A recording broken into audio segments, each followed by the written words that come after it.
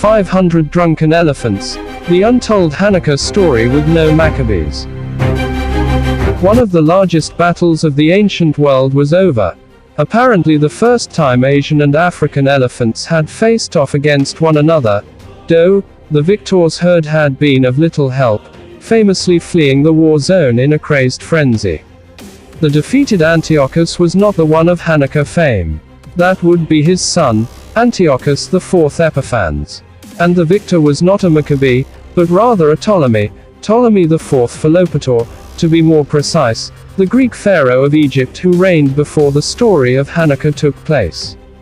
As pharaoh, Ptolemy was already considered a divine figure, but he would become even more so following his victory at the Battle of Raphia, as his clash with Antiochus was known. His subsequent Raphia decree was copied and proclaimed throughout the empire, celebrating the victory, chronicling how the gods had helped him rout his rival and take the latter's riches, including his elephants. Ptolemy proceeded to visit and renovate countless pagan temples, repaying the gods for enabling his victory, and erecting graven images all over the place. Nonetheless, Ptolemy was not destined to become an infamous villain in Jewish tradition like the son of his foe, though he does play a similar role in the apocryphal, historically suspect and inaccurately labeled Third Book of Maccabees. The Third Book of Maccabees. Written in Greek, most likely by an Alexandrian Jew sometime in the 1st century BCE, the Third Book of Maccabees doesn't really have anything to do with the Maccabees at all, though thematically and stylistically there are certainly some similarities with the far better known story of Hanukkah. After briefly recounting a foiled plot to assassinate Ptolemy and his victory over Antiochus, inspired by an enthusiastic pep talk given to the troops by his wife, Sister Arsinoe, the story joins the pharaoh on his grand tour of pagan temples, which ultimately leads him to Jerusalem and the holy temple of the very non-pagan Jews. Ptolemy brings an offering of thanks to the Jews' one and only God, and is impressed by the beauty and grandeur of their temple. He approaches the Holy of Holies, the revered chamber into which only one man is allowed to enter one day each year, the high priest on Yom Kippur, the Day of Atonement. Inquiring about the mysterious room, the pharaoh of Egypt, a powerful king and god in the eyes of many, demands to enter, yet is refused due to the room's sanctity. Outraged and frightened, some Judans pray for divine interference to stop the sacrilege, while others, like the Maccabees, raise a call to arms. Ultimately, the supplication of Simon the high priest is heeded and God acts, shaking Ptolemy like a reed in the wind, paralyzing his movement and speech. Humiliatingly dragged away by his terrified entourage, Ptolemy returns home to Egypt where he will exact revenge on the Jews for their insolent divine intervention. Ptolemy aims to publicly disgrace the Jews by attempting to coerce them into pagan ritual, limiting the rights of those stubborn Jews who maintain their religion, forcing them to pay additional taxes, reducing them to the slaves and having them branded with the symbol of status of Dionysus.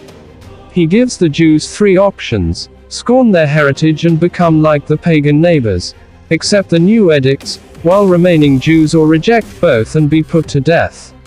According to 3 Maccabees, some opt for the first option, or must go with the second. The stubbornness of the Jews to maintain their separate ways leads to increasing enmity among their neighbors, as well as the disgruntled ruler.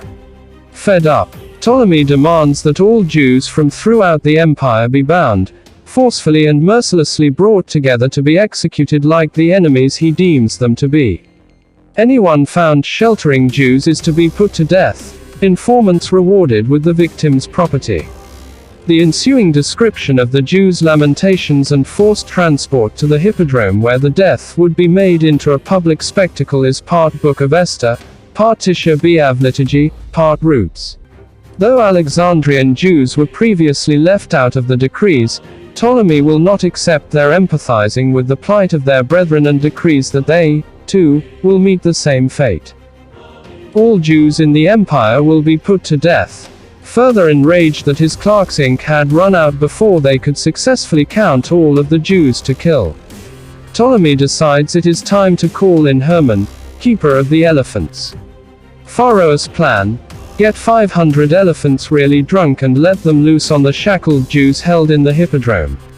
Haman does what he is told, generously giving the large creatures copious amounts of unmixed wine and frankincense. As the time for the massive banquet and spectacle nears, the king remains in an exceptionally deep sleep, another miracle performed in response to Jewish pleas for divine mercy by the god Ptolemy had scorned. By the time he finally wakes up, the appointed day has passed. Still shackled waiting for their demise at the feet of angry drunken elephants, the Jews continue to pray. The next day Haman gets up at the crack of dawn, moving his elephant herd into place so as not to miss the opportunity again. Yet, once more, the Lord of the Jews comes to their rescue, this time making Ptolemy's mind forgetful and demented so that not only does he call off the mass murder, but he also lashes out at Haman the elephant keeper for having played a role in the scheme. The Jews praise the God who has redeemed them once more, yet by morning Ptolemy has already returned to his original plan, goaded on by others concerned by his unexpectedly erratic behavior and impatient for the deed to be done. 500 crazed and drunken elephants are led to the hippodrome accompanied by Ptolemy, likely crazed and drunken himself from days of excessive partying. The rising dust announces their arrival and the shackled Jews shudder, once again lifting their eyes and hearts to the heavens. A priest named Eleazar leads them in prayer, recounting the many miracles the god had performed for their ancestors across the centuries. With his prayer concluding just as the elephants and the king approach, the Jews shriek in supplication, their voices so loud that the sound echoes in the nearby valleys. Two angels appear, visible to all but the Jews themselves, and cause a terror to fall upon the elephants and their masters. Chaos ensues with the massive tusked beasts crushing many of Ptolemy's men to death. Upon seeing the bloody spectacle, the king repents and orders that all of the Jews be freed. He provides them with wine and everything else needed for a lavish 7-day banquet to celebrate their survival and the divine miracles that had saved them. The party's venue would be the very hippodrome in which they were to be put to death. Ptolemy once again sends a missive to his men across the empire, ordering them to protect the Jews and return all property that had been confiscated. Transport is readied as Jews from across the empire are returned to their homes by land and by sea, at Ptolemy's expense. The Jews who had turned their backs on their ancestral religion are punished, and a joyous festival is instituted to celebrate the miraculous redemption from Ptolemy and his drunken killer elephants. Drunken killer elephants of antiquity. Ptolemy was certainly not the only despot in the ancient world to have drunken killer elephants at his disposal, and they are certainly not unique to this story. In fact, they appear in the story of Hanukkah, when Antiochus brings his herd into battle against the Maccabees and Eleazar heroically leaps into action, killing a number of the massive beasts before meeting his demise in their dung. Since Alexander the Great first brought war elephants back with him from his conquests in the east, they quickly became a symbol of Greek power and reach, with Hellenistic control ultimately encompassing the native habitats of both African and Asian elephants. Regardless of their origins, capturing and training elephants for warfare was a complex, difficult and expensive endeavor, and one which certainly did not always bear fruit in wartime as evidenced at the Battle of Raphia. According to the ancient Greek historian Polybius, there were nearly 200 elephants involved in the Battle of Raphia, though Ptolemy's African variety fled the scene in a chaotic stampede, terrified by their larger Asian counterparts, as well as the sounds and smells of war. This was after literally generations of Ptolemaic war elephant training, as described by Lionel Casson and others. Getting elephants drunk prior to battle was quite commonplace in the ancient world according to Patrick J. O'Kernick, though modern scholars debate whether this practice was altogether advisable. Drunkenness may have brought out the elephant's aggression and terrifying aspect, but it also may have rendered the beast less manageable.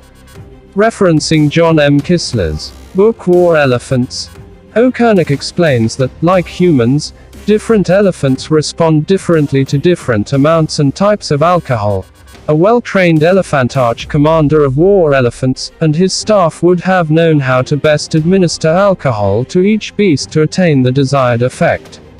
Remembering the redemption from the Greek pharaoh's drunken killer elephants.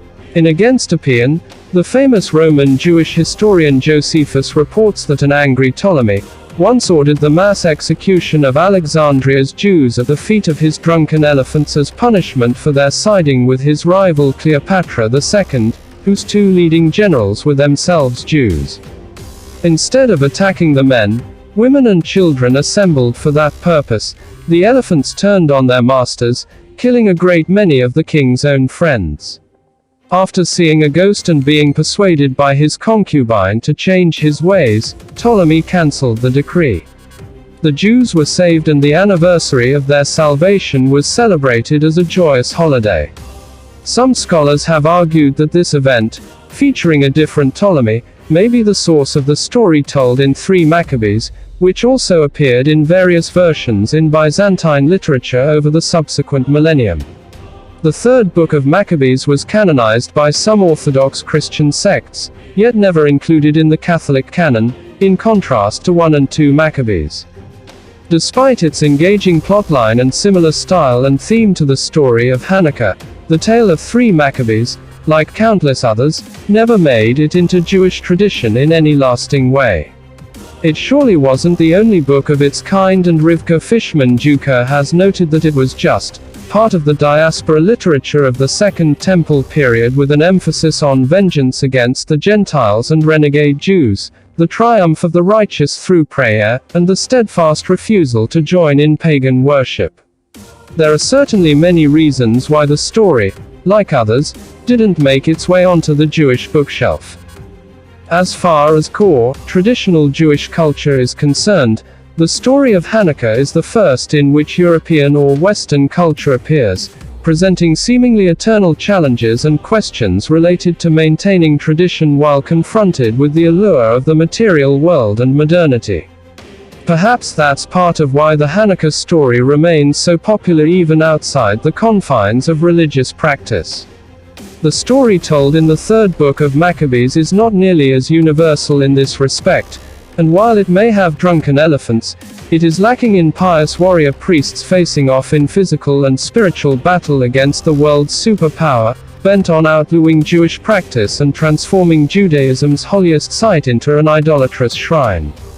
Though Ptolemy's attempted entry into the temple lay at the center of the story's plot, it was largely set in Alexandria, a city with a significant Jewish community destined to wane, as opposed to Jerusalem, the site of the temple and the eternal capital of the Jewish people. The 3rd book of Maccabees was apparently written in the wrong language, place and time to capture the broader Jewish imagination for very long, destined to languish in relative Jewish cultural historical obscurity, much like the great Jewish community of ancient Alexandria, which may have once been spared destruction at the feet of 500 drunken killer elephants. Thanks for watching. Please like and subscribe, and I will see you again for more videos.